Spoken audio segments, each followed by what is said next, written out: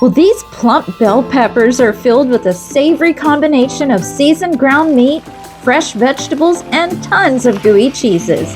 Then each one is topped with a zesty tomato sauce.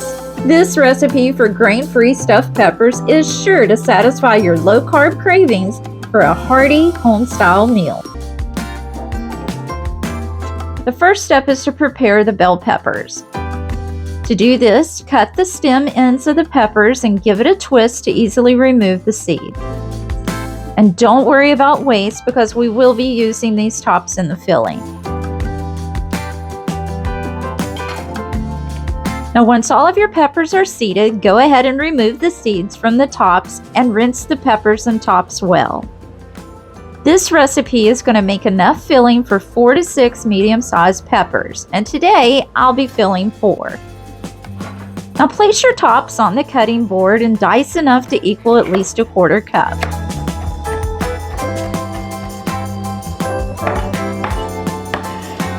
Try to pick sturdy peppers that are fairly level for this recipe, but if you have a few that are stubborn, just shave a little off the bottom without cutting a hole completely through. Now let's start on the filling. Add 2 tablespoons of olive oil to a skillet. Then add your diced peppers and a 1/4 cup of diced onions. Sauté these together until they're tender and starting to brown. Now that the vegetables are ready, add the ground meat. This can be any meat that you prefer. Today I'm using venison. While that's browning, we need to pre-bake the peppers a little. I'm using my air fryer set at 400 degrees for 6 minutes. This recipe can also be made in the crock pot or the oven, so if you're using the crock pot or your oven, you can skip this step. Okay, now back to the filling. When the meat is almost finished browning, add 1 teaspoon each of salt and pepper, 2 teaspoons of Italian seasoning, 2 teaspoons of garlic powder, and 2 ounces of cream cheese. Give it all a good stir and then add 1 cup of diced tomatoes. We just canned diced tomatoes from a bulk number 10 can on my other channel. I'll leave a link in the comments if you're interested in checking that out later. But for now, just continue to cook and stir occasionally until the cream cheese is melted and well combined. Now this next part is totally optional, but it's a good way to get creative with your leftovers. I'm adding in some corn that I had left over from the night before, and it was so good that I think I'll make it this way from now on. Just look at how colorful and yummy this is looking. I'd love to hear your ideas for tasty mix-ins. Please share them with us below. Okay, now it's time to add 1 cup of shredded cheese. And little Merle knows when the cheese comes out.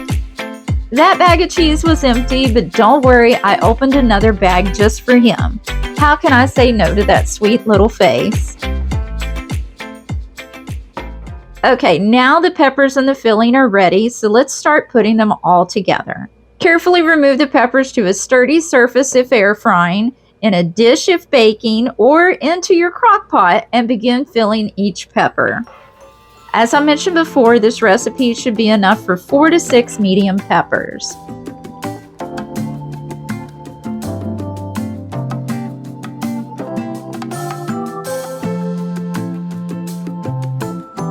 These look good enough to eat right now, but let's go ahead and place them in the air fryer for 8 more minutes. At the halfway point, remove them from the air fryer and top each one with a little more shredded cheese. Then return them for the remaining cook time. For the oven and crock pot method, just fill your peppers, add the sauce, and bake. And then you'll add the cheese in the last 5 minutes. But here we're using the air fryer, so we're going to add 1 cup of warm pizza, spaghetti, or marinara sauce to the finished peppers right before serving. I hope that you enjoyed today's recipe. And to help support this channel, please give this recipe a big thumbs up. And if you're new here, I would love it if you'd subscribe. Thanks so much for being here today, and I sure hope that you'll choose to be here next time.